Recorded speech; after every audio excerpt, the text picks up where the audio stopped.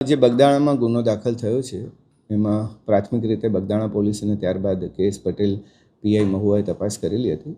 એ તપાસ વધુ તલસ્પર્શી દિશામાં થાય અને કેટલાક પ્રશ્નો જે હજુ બાકી રહેલા છે એનું યોગ્ય રીતે એનું સતત ઇન્વેસ્ટિગેશન અમારા સુપરવિઝનમાં થાય એટલા માટે એસઆઈટીની રચના કરવામાં આવી છે, જેમાં ધારી એએસપી જયવીર ગઢવીને એમાં અધ્યક્ષ બનાવવામાં આવે છે અને બોટાદ એલસીબીના માણસો તથા એસઓજીના પીઆઈને પણ આમાં સભ્ય બનાવવામાં આવે છે.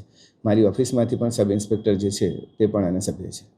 એસઆઈટીની રચના કરી છે તેમાં કેટલા દિવસ બાદ આનો અહેવાલ હજી આજે કામગીરી શરૂ કરી છે. દરેક પાસાઓની એફઆઈઆરથી લઈને બાકીના કેટલા સ્ટેટમેન્ટ છે બધાનું હજી વિશ્લેષણ કરવામાં આવશે.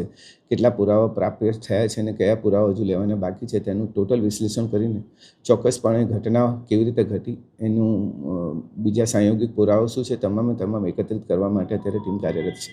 સમગ્ર કેસની અંદર એક જ પ્રશ્ન ઉઠી રહ્યો છે, આરોપ લાગી રહ્યો છે કે લોક સાહિત્યકાર માણેકના દીકરા જયરાજ આરે છે તેમના દ્વારા હુમલો કરાયો છે. જો પ્રાથમિક તપાસની અંદર કોઈ પણ જગ્યાએ એવું પ્રસ્થાપિત થયું છે કે હુમલો તેમના દ્વારા કરાયો? હજુ કેસ પેપર્સ અમે સ્ટડી કરી રહ્યા છે અને ક્યાં કેવી રીતે શું મોટિવેશન હતું, આરોપીઓ ક્યાંથી આવ્યા, એમના શું કનેક્શન હતા ને એ બધું અત્યારે તપાસ કરી રહ્યા છે. એટલે પ્રાથમિક રીતે જે અમે ચર્ચા કરી છે કે કયા કયા એરિયા પર અમારે ફોકસ કરવું છે. થોડું તપાસ આગળ વધ્યા બાદ જ હું આમાં બતાવી શકીશ.